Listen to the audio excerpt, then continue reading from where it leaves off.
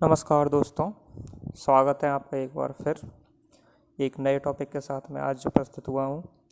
आज का जो हमारा टॉपिक है वह संस्थावाद और नव संस्थावाद है, इंस्टीट्यूशनलिज्म एंड न्यू इंस्टीट्यूशनलिज्म। अगर अभी तक आपने इस चैनल को सब्सक्राइब नहीं किया है तो इसे सब्सक्राइब करें। इस पर हम रेगुलर रूप से वीडियो डाल रहे हैं और यह आज एक नई वीडियो है जिसे संस्थावाद और नव संस्थावाद पर बनाया गया है। इसकी पीडीएफ मैं आपको टेलीग्राम चैनल पर डाल दूंगा। आप मेरे टेलीग्राम चैनल को भी ज्वाइन कर सकते हैं पॉलिटिकल साइंस नॉलेज के नाम से। तो सबसे पहले हम शुरू करते हैं, संस्थावाद आखिर है क्या। तो देखिए, संस्थावाद एक राजनीतिक सिद्धांत है जो इस बात पर जोर देता है कि राजनीतिक और सामाजिक संस्थाएं समाज के विभिन्न पहलुओं को आकार देने में महत्वपूर्ण भूमिकाएं निभाती हैं। संस्थाएं जैसे कि संविधान, न्यायपालिका, राजनीतिक दल व्यक्ति के निर्णय, व्यवहार और समाज में उनके कार्यों को प्रभावित करती हैं, जो संस्थावाद का मुख्य सिद्धांत है। तो इसे अब हम समझते हैं कि आखिर संस्थावाद होता क्या है। तो इसे हम उदाहरण से समझेंगे और उदाहरण लेते हैं हम भारत का। देखिए, भारत में लोकतांत्रिक व्यवस्था है। लोकतांत्रिक व्यवस्था है जो एक प्रमुख राजनीतिक एक संस्था है। इस संस्था के तहत हम चुनाव, संविधान, संसद, न्यायपालिका जैसी संस्थाएं, इस राजनीतिक संस्था जो कि एक लोकतांत्रिक व्यवस्था है, इसके अकॉर्डिंग काम करती हैं हमारी जो भी राजनीतिक संस्थाएं हैं। अब ये जो राजनीतिक संस्थाएं हैं वह लोकतांत्रिक व्यवस्था के तहत कार्य करती हैं और यह जो संस्थाएं हैं, जो चुनाव है, संविधान है, संसद है, न्यायपालिका है, यह भारत के नागरिकों के जीवन और उनके व्यवहार को प्रभावित करती हैं। कैसे करती हैं? मान लीजिए कोई व्यक्ति है और वह अपने अधिकारों की सुरक्षा चाहता है, तो सुरक्षा उसे अधिकारों की कहाँ मिलेगी? भारतीय संविधान में एक व्यक्ति के अधिकारों को सुरक्षित करने की जो जिम्मेदारी दी गई है वह एक संस्था को दी गई है जिसे हम उच्चतम न्यायालय के रूप में जानते हैं। तो उच्चतम न्यायालय में वह अपील करेगा और अपने अधिकारों को सुरक्षा करेगा। तो क्या हुआ है कि ये जो उच्चतम न्यायालय जो संस्था है, इसने नागरिकों के जीवन और उसके व्यवहार को प्रभावित किया है। इसी प्रकार से संस्थावाद में भी हम यही देखते हैं कि किस प्रकार से यह संस्थाएं एक नागरिक के व्यवहार को निर्देशित करती हैं। एक दूसरा उदाहरण अगर हम लें तो राजनीतिक दल का लिया जा सकता है, जैसे कि कांग्रेस है, बीजेपी है। ये जो दल हैं ये चुनाव के माध्यम से जनता की जो राय है उसको प्रभावित करते हैं और सरकार के गठन में महत्वपूर्ण भूमिका निभाते हैं। तो देखा जाए तो संस्थाएं जैसे कि संविधान, न्यायपालिका, राजनीतिक दल व्यक्ति के निर्णय, व्यवहार और समाज में उसके जो कार्य हैं उनको प्रभावित करती है और यही संस्थावाद का मुख्य सिद्धांत है। अगली जो टॉपिक है उस पर हम चलते हैं और वो है कि नव संस्थावाद किस प्रकार से संस्थावाद से भिन्न है। दो हमने स्टार्टिंग में देखे कि हमें क्या क्या पढ़ना है। तो हमें पढ़ना है संस्थावाद और नव संस्थावाद। तो संस्थावाद में और नव संस्थावाद में आखिर क्या अंतर है, क्यों हमें नव संस्थावाद की आवश्यकता पड़ी, इसको देखते हैं। तो नव संस्थावाद संस्थावाद का एक आधुनिक रूप है जो पारंपरिक संस्थावाद की सीमाओं को पहचानता है और इसे विस्तारित करता है। नव संस्थावाद मानता है कि संस्थाएं केवल राजनीतिक व्यवहार को प्रभावित नहीं करती, बल्कि वे खुद भी सामाजिक, आर्थिक, सांस्कृतिक संदर्भों से प्रभावित होती हैं। पारंपरिक संस्थावाद संस्थाओं के औपचारिक पहलुओं पर केंद्रित होता है और नव संस्थावाद संस्थाओं के निर्माण और उनके विकास में सांस्कृतिक, आर्थिक, सामाजिक कारकों की भूमिका को समझने का प्रयास करता है। तो इसे अब हम समझते हैं। तो उदाहरण से समझते हैं।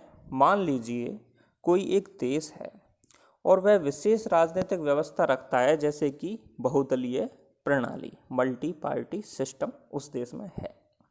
तो जो पारंपरिक संस्थावाद है, अगर हम उसके दृष्टिकोण से देखें तो वह ध्यान केंद्रित करेगा कि यह जो बहुदलीय प्रणाली है वह कैसे काम करती है और यह इस देश की राजनीति को कैसे प्रभावित करती है। अब हम इसे देखते हैं, इस मल्टी पार्टी सिस्टम को नव संस्थावाद के दृष्टिकोण से। जब हम इस नव संस्थावादी दृष्टिकोण से इस बहुदलीय प्रणाली को देखेंगे तो वह बल देगा कि ये जो बहुदलीय प्रणाली है वह किस सामाजिक और सांस्कृतिक संदर्भ में विकसित हुई है।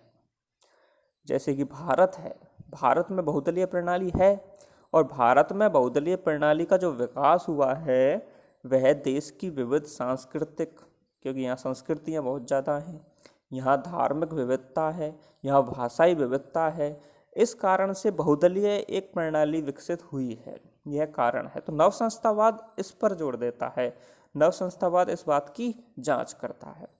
इस विविधता ने राजनीतिक दलों की स्थापना की भारत में और उसके कार्यों को कैसे प्रभावित किया, इस पर जोर देता है नव संस्थावाद।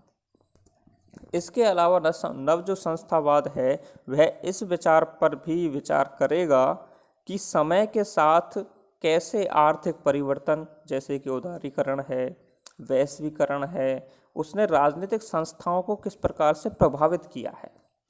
इसका मतलब ये है कि यह संस्थावाद से आगे बढ़कर राजनीतिक संस्थाएं जो होती हैं सिर्फ उन तक सीमित नहीं रहता, बल्कि राजनीतिक संस्थाओं को कौन कौन से कारक प्रभावित करते हैं उन पर भी नव संस्थावाद बल देता है। यानी कि जो हमारी औपचारिक राजनीतिक संस्थाएं हैं उनके अलावा अनौपचारिक संस्थाएं जो औपचारिक संस्थाओं को प्रभावित करती हैं उन पर बल देता है नव संस्थावाद। तो पारंपरिक संस्थावाद औपचारिक पहलुओं पर केंद्रित होता है और नव संस्थावाद संस्थाओं के निर्माण, उनके विकास में जो सांस्कृतिक, आर्थिक और सामाजिक कारकों की भूमिका है उनको समझने का एक प्रयास करता है। आई होप आपको संस्थावाद में और नव संस्थावाद में अंतर समझ में आया होगा। अभी तक आपने अगर इस चैनल को सब्सक्राइब नहीं किया है तो अभी कर लें, क्योंकि आने वाली वीडियोज की नोटिफिकेशन आपको मिलती रहें और आप हमेशा हमसे जुड़े रहें। इस आधे घंटे की वीडियो मैं लेके आता हूं और आधे घंटे की वीडियो से एक क्वेश्चन आपका 100% आने वाला है। और अगर डेली आप एक आधे घंटे की वीडियो देखकर अपना एक क्वेश्चन पक्का करते हैं तो इसमें आपका बहुत लाभ होने वाला है एग्जाम की दृष्टि से। तो आगे चलते हैं और देखते हैं कि संस्थावाद की विशेषताएं क्या होती हैं। तो संस्थावाद की जो विशेषताएं हैं उन विशेषताओं की बात करें तो विधिवाद, संरचनावाद, समग्रवाद, इतिहासवाद और मानकीय विश्लेषण। तो विधिवाद पर संस्थावाद, जो पुराना संस्थावाद की बात हो रही है, ये नव संस्थावाद की बात नहीं हो रही है, पुराने संस्थावाद की यह बात हो रही हैं। और पुराना जो संस्थावाद है वह विधिवाद पर जरूरत से ज़्यादा बल देता था। उसका जो पुराने संस्थावाद का जो दृष्टिकोण था वह घूमता रहता था कानून के केंद्रीय भूमिका के इर्द गिर्द। तो कानून की केंद्रीय भूमिका को मानता था। कानून के माध्यम से ही सरकार अपने नागरिकों के व्यवहार को किस प्रकार से प्रभावित करती है, राजनीतिक संस्थाओं के साथ संबंध होने का तात्पर्य था कि कानून के साथ संबंध होना। जो राजनीतिक संस्थाएं थी उनके साथ संबंध होने का मतलब क्या था, कानून के साथ संबंधित होना। तो एक तरह से संस्थाओं को, राजनीतिक संस्थाओं को कानून का ही पर्याय माना जाता था और इसलिए उन्होंने विधिवाद पर, जो पुराना संस्थावाद है, उसने बहुत ज़्यादा बल दिया। दूसरा जो है वह है संरचनावाद। संरचनावाद व्यक्ति की बजाय संरचनाओं को महत्वपूर्ण मानता था। संरचना जो संस्थाएं हैं, उन संस्थाओं में जो व्यक्ति कार्य कर रहे हैं, उन व्यक्तियों पर बल ना देकर उस संस्था की संरचना पर बल दिया जाता था कि, और यह माना जाता था कि संरचनाओं की क्रियाविधि और व्यवहार ही निर्धारित करते हैं एक संस्था की क्रियाविधि को। तो बल्कि व्यवहार पर बल नहीं दिया गया व्यक्ति के। यह एक कमी भी हो सकती है और इस कमी को नव संस्थावाद में दूर कर दिया गया। तो संरचनावाद जैसे कि अध्यक्षात्मक, संसदात्मक, आप संरचना अगर देखें कि संरचना क्या होती है तो अध्यक्षात्मक देख सकते हैं, अमेरिका में अध्यक्षात्मक संरचना है, संसदात्मक संरचना ब्रिटेन में है, एकात्मक है, संघात्मक है, लोकतांत्रिक है, तानाशाही है, ये सभी संरचनाएं हैं। तो इन संरचनाओं पर बल दिया गया, व्यक्तियों पर बल नहीं दिया गया, व्यक्तियों के व्यवहार पर बल नहीं दिया गया। चलो इसे थोड़ा सा और डिफाइन करने का हम प्रयास करते हैं। एक अध्यक्षात्मक व्यवस्था का उदाहरण लेते हैं, जैसे कि अमेरिका है। तो वहाँ पर अगर हम संस्थावाद के दृष्टिकोण से देखें तो किस चीज़ पे बल दिया जाएगा? वहाँ बल दिया जाएगा कि यह जो अध्यक्षात्मक व्यवस्था है, यह किस प्रकार से इस अध्यक्षात्मक व्यवस्था में संस्थाएं कार्य करती हैं, राजनीतिक संस्थाएं कार्य करती हैं। लेकिन अध्यक्षात्मक व्यवस्था के अंतर्गत जो लीडर्स होते हैं, जो एक पार्टी के लीडर्स होते हैं, जो वहाँ के राष्ट्रपति होते हैं, जो वहाँ के सांसद, जो कांग्रेस के जो एक सदस्य होते हैं, वो उनके व्यवहार पर बल नहीं दिया जाता, बल्कि संस्थाओं पर बल दिया जाता है। सिर्फ ये एक ऊपरी सतह हो गई जहाँ हम सिर्फ संरचना को देख रहे हैं, उसके भीतर जो व्यक्ति कार्य कर रहे हैं, उस व्यवस्था में जो व्यक्ति कार्य कर रहे हैं, उनके व्यवहार पर बल नहीं दिया जा रहा है। तो क्या अध्यक्षात्मक जो व्यवस्था है वह एक जैसा व्यवहार करती है भले ही उसके लीडर बदल जाए? नहीं, जैसे ही लीडर बदलते हैं तो उसके जो संस्थाएं हैं उनके व्यवहार में भी परिवर्तन आता है, उनके जो संस्थाएं हैं उनके व्यवहार में भी परिवर्तन आता है। इसलिए वह संरचनावाद पर बल ज़्यादा देता था संस्थावाद। तो नव संस्थावाद जब आया तो उन्होंने व्यक्ति के व्यवहार को भी मान्यता दी और उनको भी देखा कि किस प्रकार से संरचनाएं इन औपचारिक समूहों की वजह से, जो कि व्यक्तियों से मिलकर बनते हैं, उनसे किस प्रकार से इफेक्ट होती हैं, ये हमने नव संस्थावाद में देखा। और इसका जो एक संरचनावाद पर बल देना संस्थावाद की एक कमी हो सकती है। दूसरी बात करते हैं समग्रवाद की। जो पुराना संस्थावाद था, वह पुराना संस्थावाद औपचारिक संस्थाओं की समग्रता का अध्ययन करता था। वही बात हो गई जो हमने संरचनावाद की देखी थी। संरचना, ऊपरी संरचना, पूरी संरचना को देखना, मतलब समग्रता को देखना, समग्रता के अंदर क्या है वह नहीं देखना, समष्टि पर ध्यान देना, व्यष्टि पर ध्यान नहीं देना। दूसरे शब्दों में मैक्रो पर ध्यान देना, माइक्रो पर ध्यान नहीं देना। समझ में आ रहा है? एक पूरी संरचना पर बल देना, संरचना में काम करने वाले अंगों पर बल नहीं देना, संरचना पे अंदर काम करने वाले विभिन्न दबाव समूह, विभिन्न सांस्कृतिक, राजनीतिक, आर्थिक जो कारक हैं जो प्रभावित करते हैं किसी भी संस्था की संरचना को, उस पर ध्यान नहीं देना। यह एक जो समग्रता पर बल देना, यह एक संस्थावाद की विशेषता थी। जबकि नव संस्थावाद ने व्यष्टि की पर बल दिया, समष्टि पर बल नहीं दिया।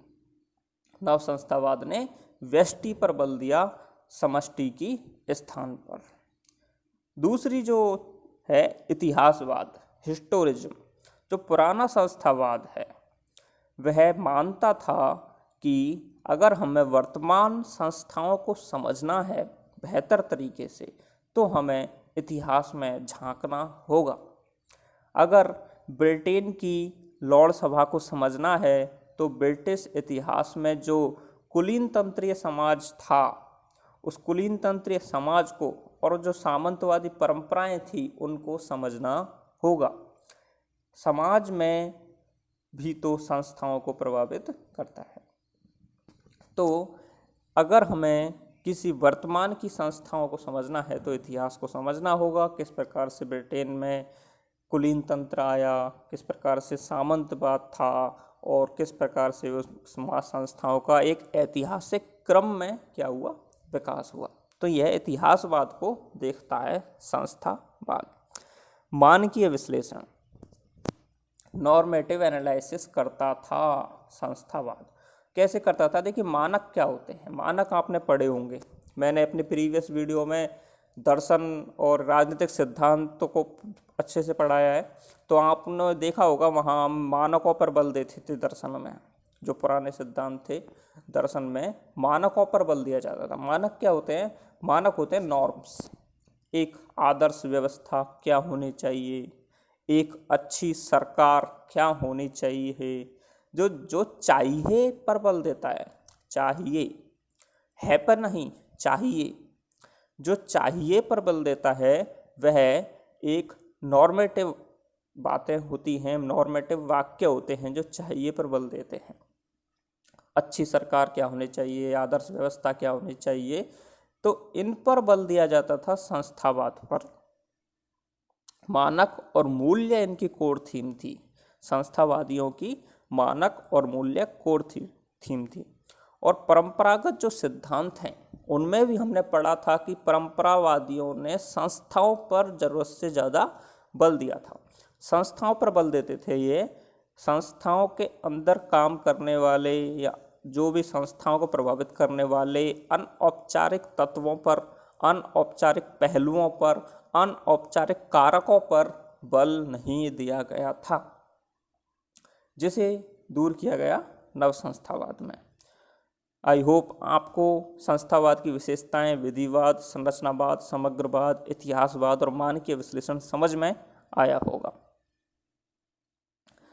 आगे चलते हैं, संस्थावादी विचारक कौन कौन से हैं। तो देखिए, लॉर्ड जेम्स ब्राइस, ये तथ्यात्मक नॉलेज है। इस तथ्यात्मक नॉलेज को आप ज़रूर देखें, क्योंकि कभी कभी नहीं, हमेशा तथ्यात्मक नॉलेज पर आज के एग्जाम पैटर्न के अनुसार ज़रूरत से ज़्यादा बल दिया जा रहा है, इसलिए हमें तथ्यात्मक नॉलेज को लेना ही होगा।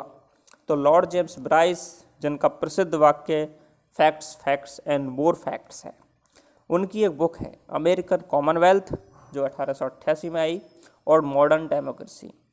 तो इनमें उन्होंने लोकतांत्रिक व्याख्या की है, और लोकतांत्रिक व्याख्याओं के साथ साथ इन्होंने विधायिकाओं का कार्य पद्धति, कैसे विधायिका कार्य करती है और किस प्रकार से विधायिका का पतन होता है, इसका वर्णन किया है। लावेल की जो बुक है वो है government and party in continental Europe. Continental Europe में गवर्नमेंट और पार्टीज, ये लावेल की बुक है। ऑस्ट्रोगोन्स्की, इनकी पुस्तक है democracy and the organisation of political party.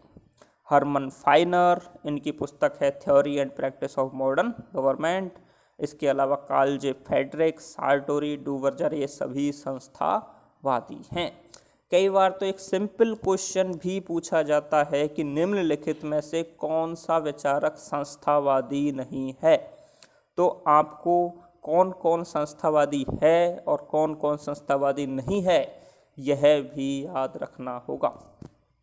तो लॉर्ड जेम्स ब्राइस, लावेल, ऑस्ट्रोगोस्की, हरमन फाइनर, कार्ल जे फ्रेडरिक, सार्टोरी और डूवर्जर, ये है सभी संस्थावादी हैं। और भी हैं, जहाँ से आपको जितने मिल जाएं उतने आप याद रखिए, क्योंकि आजकल का एग्ज़ाम पैटर्न इसी प्रकार का है। कहीं से भी ऐसे थिंकर्स ला के वो आपके एग्ज़ाम में रख देगा जो आपने अभी तक सुने भी नहीं हो जिनके नाम। इसलिए जहाँ से भी मिल जाएं सर्च कीजिए, नेट से सर्च कीजिए, जहाँ से भी बुक से जितने भी मिल जाएं, संस्थावादी और नव संस्थावादी विचारकों को देखिए। आगे चलते हैं, संस्थावाद की आलोचना की बात करते हैं। देखिए, संस्थावाद की जो आलोचना है वह 1950 के दशक में व्यवहारवादियों ने की थी। व्यवहारवादीवाद कौन थे? डेविड स्टन और रॉय मैक्रिडिस। ये तो जो मुख्य विशेषकर औरों ने भी किए, लेकिन डेविड स्टन और मैक्रिडिस ने खास तौर से संस्थावाद की औपचारिकता के कारण, तथ्यात्मकता के कारण, ऐतिहासिकता के कारण कड़ी आलोचना की है। इसके अलावा इसकी जो आलोचना है इसलिए भी की जाती है कि यह अनुमानों पर आधारित होता है। यह माना जाता है कि संस्थावाद जो है वह अनुमानों पर आधारित है, इसलिए इसकी आलोचना की जाती है। इसके अलावा आदेशात्मक और मानकीय होने के कारण भी इसकी आलोचना की जाती है। मानवीय व्यवहार को महत्वपूर्ण नहीं मानता, संरचना को महत्वपूर्ण मानता है, संस्थाओं पर बल देता है, इसलिए भी इसकी आलोचना की जाती है। औपचारिक व वर्णनात्मक, कानूनी और संकुचित है, इसलिए भी इसकी आलोचना की जाती है। ये हम पढ़ चुके हैं पहले ही, मैंने बताया था आपको जब मैं इनको समझा रहा था संरचनावाद को, तो तब हमने देखा था कि किस प्रकार से इन्होंने औपचारिकता पर बल दिया, अनौपचारिक पहलुओं को कहीं ना कहीं नज़रअंदाज किया।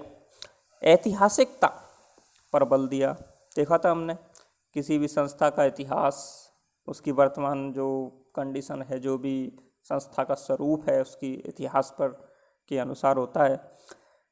यह जातीय केंद्रित है, अर्थात पश्चिमी यूरोपीय लोकतंत्र का व अमेरिका का अध्ययन करता है, दूसरी और तीसरी दुनिया की संस्थाओं का नहीं करता। देखिए, यह समस्या आपको हमेशा आएगी। जहाँ से सेकेंड वर्ल्ड वॉर के बाद अगर आप देखें तो अमेरिका एक डोमिनेंस कंडीशन में रहा है। जितनी भी विचारधाराएं, चाहे वह जो भी नई नई विचारधाराएं आ रही हैं, चाहे वह व्यवहारवाद हो, चाहे वह उत्तर व्यवहारवाद हो, चाहे वो आपका व्यवस्था सिद्धांत हो, चाहे वह आपका संरचनात्मक प्रक्रियात्मक सिद्धांत हो, चाहे वह आपका संस्थावाद हो, चाहे वह आपका नव संस्थावाद हो, यह जितनी भी विचारधाराएं जो सेकंड वर्ल्ड वॉर के बाद उभरी हैं, वह सभी जहाँ से ओरिजिन इनका है वह अमेरिका है। और अगर इनका ओरिजिन अमेरिका है तो आप एक देख सकते हैं कि अमेरिका से ही इनका ओरिजिन, और ख़ास तौर से सेकंड वर्ल्ड वॉर के बाद जो कि एक शीत युद्ध का समय है, क्यों ओरिजिनेट हुई, क्यों, कौन सी एक थिंकिंग है जिसको फैलाना चाहता है पूरे वर्ल्ड में अमेरिका। सोचिए इसके बारे में और चिंतन कीजिए कि आखिर ये सेकंड वर्ल्ड वॉर के बाद ही क्यों आई ये सभी विचारधाराएं, और कौन सी ये विचारधारा कौन से एक विचार को पूरी दुनिया में फैलाना चाहती हैं। तो हम अपने टॉपिक पे आते हैं, संस्थावाद। तो यह पश्चिमी यूरोपीय लोकतंत्र और अमेरिका पर अध्ययन करता था, और दूसरी और तीसरी दुनिया की संस्थाओं को इसने कहीं ना कहीं नज़रअंदाज किया था। आगे चलते हैं, नव संस्थावाद के उदय के कारणों पर एक देखते हैं कि नव संस्थावाद क्यों उदय हुआ। तो नव संस्थावाद का उदय पारंपरिक संस्थावाद की सीमाओं और इसके द्वारा प्रदान किए गए उत्तरों की अपर्याप्तता के कारण हुआ। यानी कुछ उत्तर थे वह अपर्याप्त थे जो दिए गए थे पुराने संस्थावाद द्वारा, इसलिए नव संस्थावाद का उदय हुआ। पारंपरिक संस्थावाद इस बात पर जोर देता था कि संस्थाएं राजनीतिक और सामाजिक व्यवहार को नियंत्रित करती हैं, लेकिन वह संस्थाओं के गठन, उनके कार्यों को प्रभावित करने वाले सांस्कृतिक, सामाजिक और आर्थिक कारकों को पूरी तरह व्यवहार व्याख्या नहीं कर सका। इसी कारण नव संस्थावाद का विकास हुआ और इन कारकों को ध्यान में रखता है और संस्थाओं को अधिक व्यापक संदर्भ में समझने का प्रयास करता है। किन कारकों को ध्यान में रखता है? सांस्कृतिक, सामाजिक और आर्थिक कारकों को ध्यान में रखता है और संस्थाओं की अधिक व्यापक संदर्भ में व्याख्या करता है, जो कि नव संस्थावाद ने नहीं किया। उन्होंने सिर्फ संरचना को देखा, औपचारिक संस्थाओं को देखा, कहीं ना कहीं सांस्कृतिक, सामाजिक और आर्थिक कारकों को नज़रअंदाज किया। एक ऊपरी संरचना को, एक समग्रवाद को, एक समष्टि पर ध्यान दिया गया, व्यष्टि पर ध्यान नहीं दिया गया। इसीलिए नव संस्थावाद का उदय हुआ। अगर इस उदय को अगर आप उदाहरण से समझना चाहें तो उदारीकरण, वैश्वीकरण के प्रभावों को समझने के लिए नवसंस्थावाद महत्वपूर्ण था। 20वीं शताब्दी के अंत में जब कई देश अपनी आर्थिक नीतियों में सुधार करते हुए उदारीकरण, वैश्वीकरण की ओर कदम बढ़ाया, तो पारंपरिक संस्थावादी दृष्टिकोण इस परिवर्तन को पूरी तरह समझने में असमर्थ था। एक उदाहरण अगर हम ले लें उदारीकरण का, वैश्वीकरण का, तो इसको समझने में जो पुराना संस्थावाद था वह कहीं ना कहीं असमर्थ था। इसको समझा गया नव संस्थावाद से। भारत में 1991 के जो आर्थिक सुधार हैं, अगर उनकी बात करें तो पारंपरिक संस्थावाद तो केवल यह बताता है कि भारत ने अपनी अर्थव्यवस्था को कैसे खोला और निजीकरण और विदेश निवेश को बढ़ावा दिया। लेकिन अगर हम इसे नव संस्थावाद से देखें जो 1991 के बाद भारत में हुआ, तो वह इस बात को भी समझाएगा कि कैसे इन सुधारों ने भारतीय समाज और राजनीति को पुनर्गठित किया। भाई ऊपरी सतह से देखो तो 1991 में भारत ने आर्थिक सुधारों को लागू कर दिया, लेकिन अगर अंदर से देखें तो 1991 के बाद भारत का काफ़ी कुछ एक सामाजिक और राजनीतिक पुनर्गठन हुआ था। सामाजिक और राजनीतिक पुनर्गठन हुआ था, बहुत कुछ हुआ था। लेकिन ऊपर से देखोगे तो सब आर्थिक सुधार दिखेगा, लेकिन अंदर से देखोगे तो अंदर बहुत कुछ चेंज हुआ था और कई स्टेजों से, कई चीज़ों से गुजरना पड़ा था।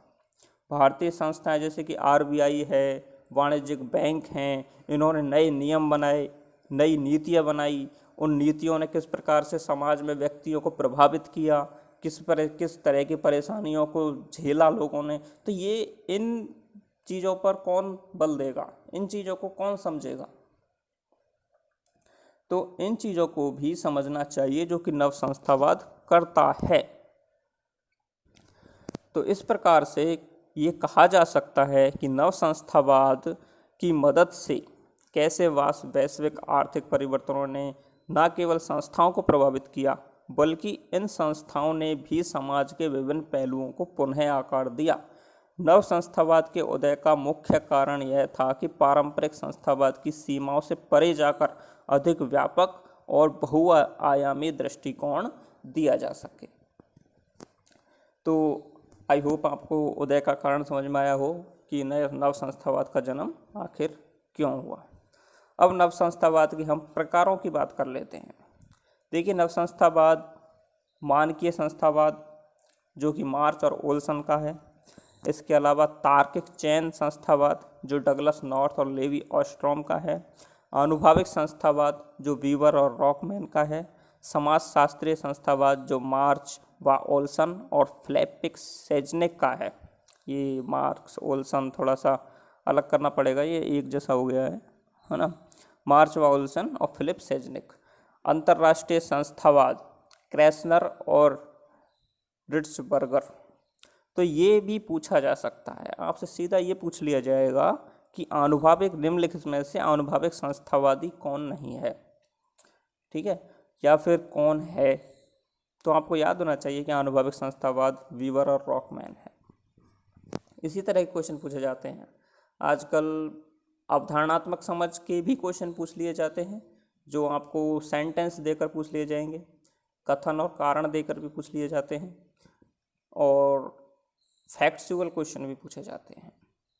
तो दोनों को ही आपको पढ़ना है, अवधारणात्मक समझ भी और फैक्चुअल नॉलेज भी।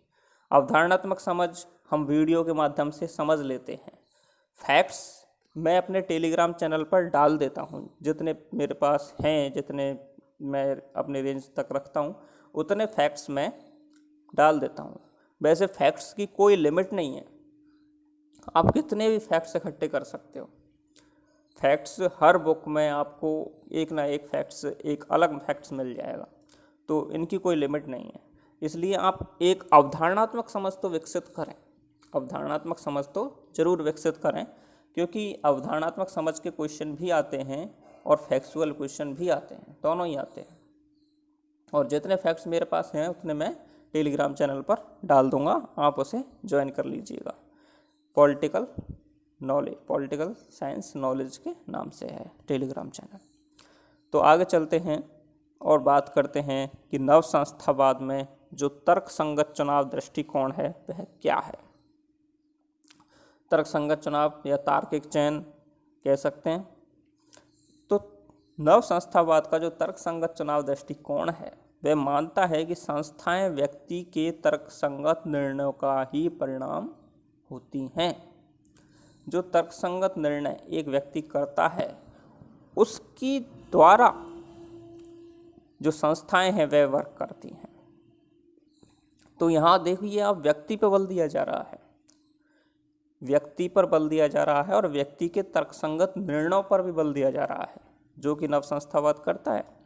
इस दृष्टिकोण के अनुसार व्यक्ति अपने लाभ को अधिकतम करने के लिए संस्थाओं का निर्माण करते हैं और इन संस्थाओं के माध्यम से अपने उद्देश्य को पूरा करने का प्रयास करते हैं।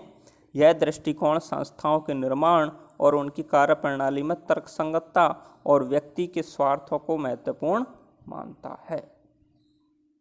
अगर उदाहरण देखें तो राजनीतिक दलों का जो निर्माण होता है वह तर्कसंगत ही होता है। कोई समाज है, उस समाज में अलग अलग विचारधाराओं वाले कई लोग होते हैं। वे लोग अपने अपने विचारों और हितों को बढ़ावा देने के लिए राजनीतिक दलों को निर्माण करते हैं, क्योंकि कोई अकेला व्यक्ति तो अपने हितों को बढ़ावा नहीं दे सकता। उसे क्या करना पड़ेगा, उसे एक दल बनाना होगा। दल क्या होता है? दल एक समूह होता है जिसमें बहुत सारे लोग आपस में एक जैसी विचारधारा वाले लोग जिनके एक जैसे हित होते हैं वह संगठित होकर एक राजनीतिक दल का निर्माण करते हैं। लोगों को अपने विचारों से प्रभावित करते हैं। लोगों को अपने विचारों से प्रभावित कर कर राजनीतिक दल अपने दल में शामिल होने के लिए आग्रह करते हैं और उनके हितों का प्रतिनिधित्व करते हैं। जैसे कि बीजेपी, कांग्रेस, ये क्या करते हैं? देखिए, बीजेपी का जो गठन है वह हिंदुत्व और राष्ट्रवाद के विचारों को आगे बढ़ाने के लिए किया गया था। बीजेपी हमेशा हिंदुत्व पर और राष्ट्रवाद पर, दो मुद्दों पर बहुत ज़्यादा बल देती है। इसका मतलब ये है कि बीजेपी की जो विचारधारा है वह हिंदुत्व और राष्ट्रवाद के इर्द गिर्द घूमती है और इन्हीं विचारों के आधार पर लोगों को संगठित करने का और अपने आप को मतलब सपोर्ट, अपनी पार्टी को सपोर्ट करने का वह क्या करती हैं, लोगों से आग्रह करती हैं। ऐसे ही कांग्रेस करती है। कांग्रेस की अपनी विचारधारा है। हालांकि कांग्रेस को एक मध्यवर्ती, एक मध्यम मार्ग वाली पार्टी कहा जाता है।